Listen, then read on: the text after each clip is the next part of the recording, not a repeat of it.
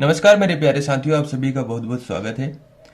RRB PO clerk को लेकर अगर मैं बात करूं तो यहां पर 75 डेज का हम हार्ड चैलेंज शुरू करने जा रहे हैं। अब आप कहेंगे सर एग्जाम तो थोड़ा लेट है। तो देखिए, अगर आप एग्जाम लेट की समझकर यहाँ पर तैयारी सिर्फ आरआरबी की करते हैं और तैयारी में नहीं लग रहे हैं, तो इसका मतलब आप उन लोगों से पीछे रह जाएंगे जो सिलेक्शन लेने के नजदीक रहेंगे। अब हम इसमें करेंगे क्या? तो यहां पर हम करेंगे इस 75 डेज में सबसे पहले तो प्रीलिम्स पर फोकस, ठीक है। थोड़ा बहुत हम मेंस पर भी फोकस करेंगे, लेकिन हम चूंकि जब लास्ट टाइम रहता है तो हम इतने ज्यादा तनाव में आ जाते हैं, तो इस तनाव से बचने के लिए हमें अभी से तैयारी शुरू करनी होगी। अगर आप कहें कि सर मैं फ्रेशर हूं तो क्या मैं तैयारी कर सकता हूं, तो बिल्कुल आप तैयारी कर सकते हैं। और अगर आप सही ढंग से मार्गदर्शन सही रहे आपका, तो आप सिलेक्शन भी ले सकते हैं।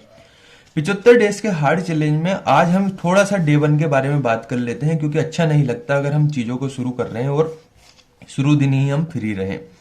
डे 1 में हमारा ज्यादा टारगेट नहीं रहेगा, हम कम टारगेट के साथ चीजों को शुरू करेंगे।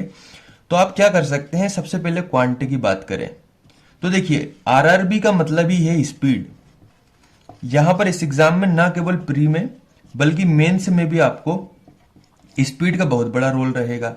अब स्पीड के लिए आप क्या करें, तो आपको जो टेबल होते हैं, सर टेबल वही टेबल जो हमने यहाँ पर क्लास 6-7 में हमारे टीचर्स कहते थे, बिल्कुल वही टेबल। और आप उस समय भी याद नहीं करते थे, आज भी आप याद नहीं करेंगे। लेकिन याद नहीं करना है, आपको डेली रिपीट करना है। क्या रिपीट करना है?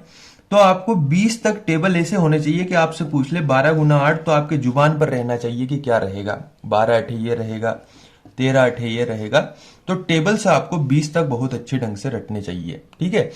अब आप ऐसा नहीं है कि डेली आप रटने बैठ गए, बस डेली रिपीट कर लीजिए। कुछ दिनों में आप देखेंगे आपको कंठस्थ होने लगे। दूसरा क्या? दूसरा आता है क्यूब। कहां तक करें? 20 तक कर लीजिए अच्छे ढंग से। उसके बाद आता है साहब यहाँ पर स्क्वायर। तो स्क्वायर की अगर मैं बात करूं तो कम से कम आपको 40 तक स्क्वायर याद होने चाहिए। और ऐसे होने चाहिए कि साहब 11 का स्क्वायर क्या है, 12 का स्क्वायर क्या है, 13 का स्क्वायर क्या है, बिल्कुल मुक्त जुबानी, ठीक है।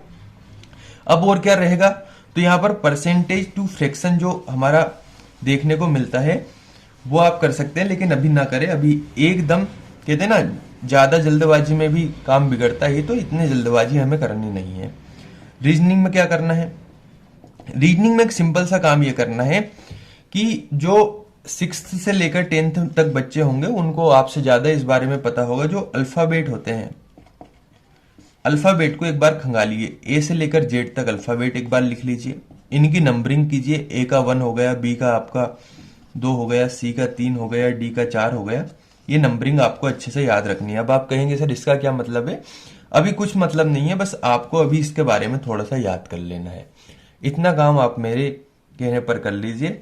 उसके बाद हम बात करेंगे जीए के बारे में। हिंदी अगर आप ले रहे हैं तो हिंदी को कैसे तैयार करना है, या हिंदी इंग्लिश में से क्या लेना है, उसके बारे में डिटेल में हम बाद में बात करेंगे। धन्यवाद।